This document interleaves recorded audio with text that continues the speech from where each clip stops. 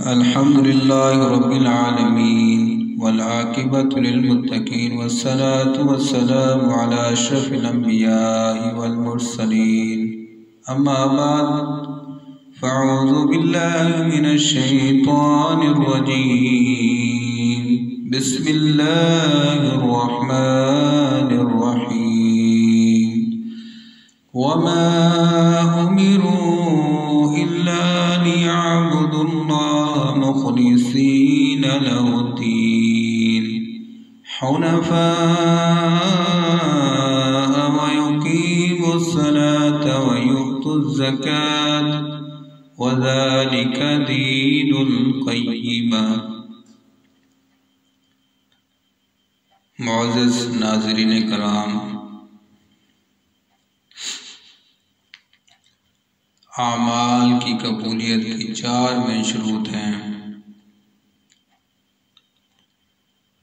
اگر وہ 4 شروط بیک وقت بندے کے اندر پائی جائیں گی تو اس کا ہر عمل اللہ کی بارگاہ کے اندر قبول و منظور ہوگا۔ اگر ان 4 شروط میں سے ایک بھی کم ہوگی تو اس کا عمل اللہ کی بارگاہ کے اندر قبول و منظور نہیں ہوگا۔ تو ان میں سے سب سے پہلی شرط یہ ہے کہ بندے کا عقیدہ درست ہو، اس کے عقیدے کے اندر شرک کی آمیزش ملاوٹ نہیں ہونی چاہیے۔ وہ صرف اور صرف ایک رب العزت کی ذات کو مشکل کشا، داتا، دستگیر سمجھتا ہو، اس کے علاوہ کسی اور کو نہیں۔ اگر اس کا عقیدہ درست ہوگا تو اس کا ہر عمل، وہ نمازیں پڑھ لے، وہ صدقہ خیرات کر لے، وہ حج اور عمرے کر لے، کوئی بھی نیکی کام کرے گا تو اس کو کل قیامت کے دن بدلہ دیا جائے گا۔ اور اگر وہ ہے ہی مشرک اور وہ اللہ کے علاوہ کسی اور کو پوجتا ہے، اللہ کے علاوہ کسی اور کو مشکل کشا، داتا، دستگیر سمجھتا ہے، تو اس کا کوئی بھی عمل، وہ چھوٹا عمل کر لے یا بڑے سے بڑا عمل کر لے، اس کا کوئی اس کو اجر نہیں ملے گا۔ اللہ رب العزت قرآن مجید کے اندر سورۃ انعام کی آیت کریمہ 88 کے اندر ارشاد فرماتے ہیں وَلَوْ أَشْرَكُوا لَحَبِطَ عَنْهُمْ مَا كَانُوا يَعْمَلُونَ۔ چند انبیاء کے نام لیے اور اس کے بعد یہ ارشاد فرمایا کہ اگر یہ بھی انبیاء میرے ساتھ شریک ٹھہراتے، شرک کرتے، تو ان کے اعمال بھی تباہ و برباد کر دی جاتے۔ اس قدر شرک کی مذمت آئی ہے۔ اگر انبیاء، یہ محال ہے، ناممکن ہے، انبیاء اس طرح کا کام کر ہی نہیں سکتے۔ وہ آئی سارے کے سارے انبیاء اللہ کی توحید بیان کرنے کے لیے، توحید کی طرف دعوت دینے کے لیے آئے تھے۔ وہ تو اللہ کے ساتھ شرک کر ہی نہیں سکتے، اس کے بارے میں سوچ ہی نہیں سکتے، لیکن اللہ رب العزت نے اپنے بندوں کو یہ بات سمجھانے کے لیے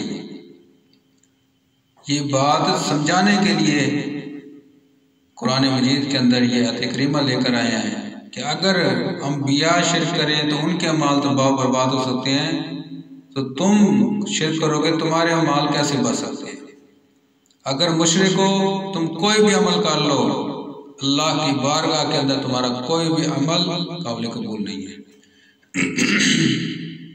اور محترم بھائیو، دوسری شرط وہ یہ ہے کہ آپ جو عمل کرنے جا رہے ہیں، جو آپ عمل کر رہے ہیں، وہ عمل قرآن و سنت کے عین مطابق ہو۔ اگر وہ عمل خواہ وہ چھوٹا ہے یا بڑا ہے، اگر آپ وہ عمل قرآن و سنت سے ہٹ کر رہے ہیں، وہ عمل جس کو نہ اللہ نے کرنے کا حکم دیا، نہ ہمارے نبی نے کرنے کا حکم دیا، نہ انہوں نے کر کے دکھایا، نہ صحابہ نے کیا، اور اگر وہ ہم عمل کر رہے ہیں تو وہ عمل بھی اللہ کی بارگاہ کے اندر قابل قبول نہیں ہے۔ آپ کے ہر عمل کے اوپر قرآن و سنت کی مہر لگی ہونی چاہیے۔ اس کے بغیر وہ عمل قابل قبول نہیں ہوگا۔ تو یہ شرط ہے۔ دوسری شرط کیا ہے کہ آپ جو بھی عمل کرنے جا رہے ہیں وہ چھوٹا ہے یا بڑے سے بڑا ہے تو وہ قرآن و سنت کے عین مطابق ہونا چاہیے۔ اگر قرآن و سنت سے ہٹ کر ہے تو وہ آپ کوئی بھی عمل کر لیں وہ اللہ کی بارگاہ کے اندر قابل قبول نہیں ہے۔ اسی طرح محترم بھائیوں، تیسری شرط وہ یہ ہے کہ آپ جو عمل کرنے جا رہے ہیں وہ صرف للہ، اللہ کی رضا کے لیے ہو، اللہ ہی کے لیے ہو، اللہ کی خوشنودی کے لیے ہو، اللہ کے چہرے کو حاصل کرنے کے لیے ہو، دنیا والوں کو خوش کرنے کے لیے نہ ہو، معاشرے کو خوش کرنے کے لیے نہ ہو، عزیز و قارب کو خوش کرنے کے لیے نہ ہو، صرف اور صرف وہ رب العالمین کی ذات کے لیے عمل کیا جا رہا ہو، اس کے اندر دکھاوا نہ ہو کہ لوگ مجھے اچھا کہیں کہ میں یہ عمل کر رہا ہوں۔ وہ آپ کو یہ عمل لے لیں۔ اگر اس کے اندر اخلاص نہیں ہے، اگر اس کے اندر ملاوٹ ہے، آپ کے دل کے اندر کھوٹ ہے کہ میں اس عمل کی وجہ سے مجھے شہرت ملے، میرے معاشرے کے اندر مجھے مقام ملے، مجھے عزت سے نوازا جائے، تو وہ عمل ردی کی ٹوکری میں جائے گا، اس کا کوئی اجر نہیں ملے گا، کوئی بدلہ نہیں دیا جائے گا۔ کیوں؟ رب العالمین فرماتے ہیں وَمَا أُمِرُوا إِلَّا لِيَعْبُدُوا اللَّهَ مُخْلِصِينَ لَهُ الدِّينَ۔ اس بات کا حکم دیا گیا ہے کہ اللہ کی عبادت کرو اس کے دین کو خالص کرتے ہوئے، اس کے دین کو خالص کرتے ہوئے۔ اللہ کی عبادت کرنی ہے، کوئی نیکی کا کام کرنا ہے، کوئی بھی کام لے لیں تو اس کے اندر صرف اور صرف اللہ کی رضا ہونی چاہیے کہ میں یہ عمل کرنے جا رہا ہوں، میرا رب اس عمل کی وجہ سے خوش ہو جائے، مجھ سے راضی ہو جائے، اور کال قیامت کے دن میں اس عمل کی وجہ سے سرخرو ہو جاؤں اور جنت کے اندر چلا جاؤں۔ اور اگر اس عمل کے اندر ملاوٹ ہوگی، آمیزش ہوگی، دکھلاوا ہوگا، ریاکاری ہوگی، وہ عمل قابل قبول نہیں ہوگا۔ نبی کریم صلی اللہ علیہ وسلم شاہ فرماتے ہیں ان اللہ لا يقبل من العمل الا ما كان له خالصا وابتغي به وجهه۔ نبی کریم صلی اللہ علیہ وسلم شاہ فرماتے ہیں آپ کوئی بھی عمل قابل قبول نہیں، صرف وہ عمل قابل قبول ہے جو خالصتاً اللہ کے لیے کیا گیا ہو، اللہ کے چہرے کو حاصل کرنے کے لیے کیا گیا، اللہ کی خوشنودی کے لیے کیا گیا، اس کا آپ کو بدلہ ملے گا، وہ قابل قبول ہے، اس کے علاوہ کوئی عمل آپ کا قابل قبول نہیں۔ اور آپ دیکھیں اگر آپ عمل چھوٹا کر رہے ہیں، عمل چھوٹا کر رہے ہیں، وہ خالصتاً اللہ کے لیے کر رہے ہیں، عمل چھوٹا ہے لیکن کبھی کبھار اس کا بدلہ بہت زیادہ ملتا ہے، اس کا اجر بہت زیادہ ملتا ہے۔ وجہ کیا ہے؟ اخلاص ہونا چاہیے دل کے اندر۔ کس کے لیے؟ للہ، اللہ کے لیے۔ مثال کے طور پر آپ دیکھیں ایک زانیہ فاحشہ عورت جس نے کتے کے بچے کو پانی پلایا، عورت کا بھی تذکرہ ہے اور مرد کا بھی تذکرہ ہے۔ اس نے کتے کے بچے کو پانی پلایا، احساس تھا، دل کے اندر درد تھا، تڑپ تھی، جس طرح مجھے پیاس ستا رہی تھی اور میں تڑپ رہی تھی یا تڑپ رہا تھا، اس کتے کے بچے کو بھی پیاس لگی ہے، یہ بھی اللہ کی مخلوق ہے، یہ بھی ایک جاندار ہے۔ اس کے دل کے اندر تڑپ پیدا ہوئی اور اس نے اس کو پانی پلایا، جس کی وجہ سے اللہ نے اس کی قدردانی کی اور اس کے گناہ کو معاف کر دیا اور وہ جنت میں چلی گئی یا چلا گیا۔ وجہ کیا بنی؟ عمل چھوٹا تھا اور اجر اس کا زیادہ دیا جا رہا ہے۔ اور آپ دیکھیں ایک اور روایت کے اندر، صحیح مسلم کی روایت ہے، ایک بندہ راستے سے گزر رہا ہے اور وہ دیکھتا ہے کہ ایک ٹہنی، کانٹے دار ٹہنی لٹکی ہوئی ہے، اور اس کو اس نظریے سے، اس سوچ و بچار سے دور کرتا ہے کہ لوگوں کو اس کی وجہ سے تکلیف نہ ہو، کہ لوگ کہ یہاں سے گزر گاہ ہے، لوگ یہاں سے گزرتے ہیں، لوگوں کو یہ تکلیف دے رہی ہے، لوگوں کی تکلیف کو دور کرنے کے لیے اس ٹہنی کو اس راستے سے الگ کر دیا، کاٹ دی اور کاٹ کے دور پھینک دی۔ کس کے لیے؟ اللہ کے لیے، کہ میں یہ عمل کرنے جا رہا ہوں، اس وجہ سے ہو سکتا ہے کہ اللہ مجھے معاف کر دے۔ تو اس نے لوگوں کی بھلائی کے لیے وہ عمل کیا، لوگوں کو تکلیف سے دور کرنے کے لیے، لوگوں سے تکلیف کو دور کرنے کے لیے وہ ٹہنی کاٹ کر اس راستے سے الگ کر دی۔ صرف اور صرف یہ کام اس نے اللہ کی رضا کے لیے کیا تھا، بندوں کی سہولت کے لیے کیا تھا، تو اللہ نے اس کی قدردانی کی، اس کی مغفرت فرما دی، اس کے گناہ معاف فرما دی۔ عمل دیکھیں محترم بھائی تھوڑا ہے اور اس کا اجر اس کو زیادہ دیا جا رہا ہے۔ اور محترم بھائیو اسی طرح چوتھی شرط، اور بعض اوقات دیکھیں، بعض اوقات عمل ہم بہت بڑے بڑے کرتے ہیں لیکن اس کا بدلہ ہمیں نہیں ملتا اور بندہ جہنم کی طرف جا رہا ہوتا ہے۔ آپ دیکھیں سخی ہے، ایک عالم دین ہے، ایک شہید ہے، ان کے بڑے بڑے اعمال ہیں لیکن یہ جہنم کے اندر جا رہے ہیں۔ سب سے پہلے جہنم ان تینوں کے ساتھ بھڑکائی جا رہی ہے، ان کے بہت بڑے بڑے پہاڑوں جیسے اعمال ہیں، لیکن کیوں جہنم کے اندر جا رہے ہیں؟ وجہ کیا بنی؟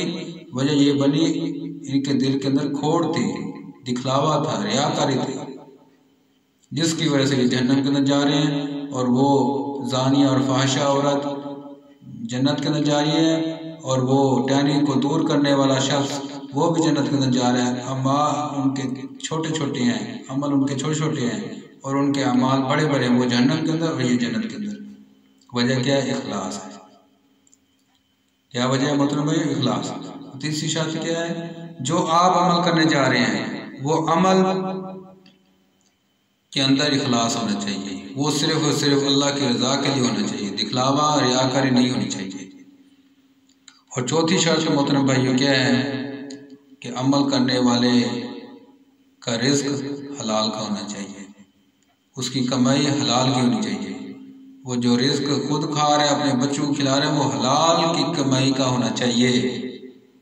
اگر اس کا رزق، اس کے پیٹ کے اندر جو لقمہ جا رہا ہے، جو وہ لباس پہن رہا ہے، وہ حرام کا ہے، تو اس کی نہ دعائیں قبول ہوگی نہ نمازیں قبول ہوں گی، اس کا کوئی عمل قابل قبول نہیں ہے۔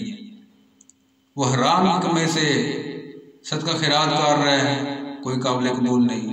وہ حج کر رہا ہے، عمرے کر رہا ہے، کوئی قابل قبول نہیں۔ وہ 1 کر لے، 2 کر لے، 50 کر لے، سینکڑوں کی تعداد میں اگر عمرے حج کر لے، اس کو کوئی اجر نہیں دیا جائے گا۔ وہ صدقہ خیرات کر لے، مسجدیں بنوا لے، ہاں جی، لوگوں کے لیے پانی کا بندوبست کر لے، لوگوں کو اس سے فائدہ ہوگا، لیکن اس خرچ کرنے والے کو، اس حج عمرے کرنے والوں کو، مسجدیں بنانے والے کو، اس کو کوئی اجر نہیں دیا جائے گا۔ ہاں دنیا میں اس کو بدلہ مل سکتا ہے، لیکن آخرت کے لیے اس کے لیے کوئی بھی بدلہ، کوئی بھی اجر اس کو نہیں دیا جائے گا۔ تو چوتھی شرط محترم بھائی کیا ہے؟ کہ رزق حلال کا ہو۔ آپ دیکھیں ایک روایت کے اندر آتا ہے کہ ایک بندہ جس کے بال پر آگندہ ہوں، بال کھلے ہوئے ہوں، اس کے اندر مٹی ہو اور اس کے کپڑے پھٹے پرانے ہوں، جوتی پھٹی پرانی ہو، ہاں جی، وہ آتا ہے اللہ کی بارگاہ کے اندر گڑ گڑا کر روتا ہے اور دعا کرتا ہے۔ تو آپ نے فرمایا کہ اس کی دعا کیسے قبول ہو؟ صلی اللہ علیہ وسلم آپ نے فرمایا کہ اس کی دعا کیسے قبول ہو؟ کیونکہ اس کا لقمہ حرام کا تھا، اس کا لباس حرام کا ہے، حالانکہ اس نے زہری دعا کی قبولیت کے زہری جو اصول ہیں اس نے سارے اپنائے، عظیم ساری والی ساری کیفیت اپنائی۔ مسافر بھی تھا، سفر والے کی دعا قبول ہوتی ہے، مسافر بھی تھا، عظیم ساری والا لباس بھی اس نے پہنا ہوا تھا، پراگ اندھا اس کے بال تھے، ساری یہ حالت اس نے اپنائی ہوئی تھی۔ دعا کی قبولیت کے اسباب جو ہیں وہ سارے اختیار کیے تھے اس نے، لیکن اس کی دعا قبول کیوں نہیں ہو رہی؟ کیونکہ اس کے پیٹ کے اندر جو لقمہ گیا ہے وہ حرام کا ہے۔ تو معزز ناظرین کرام، اعمال کی 4 مین شروط ہیں۔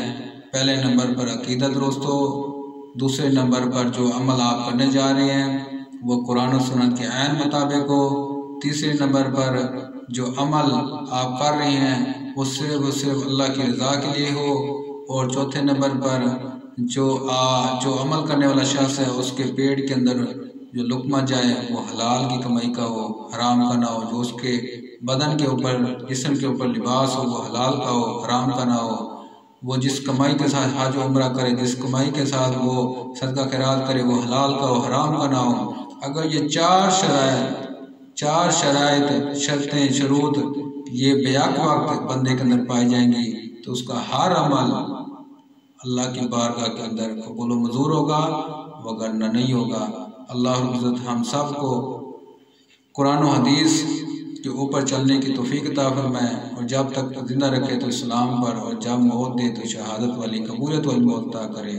وما علینا الا البلاغ المبین۔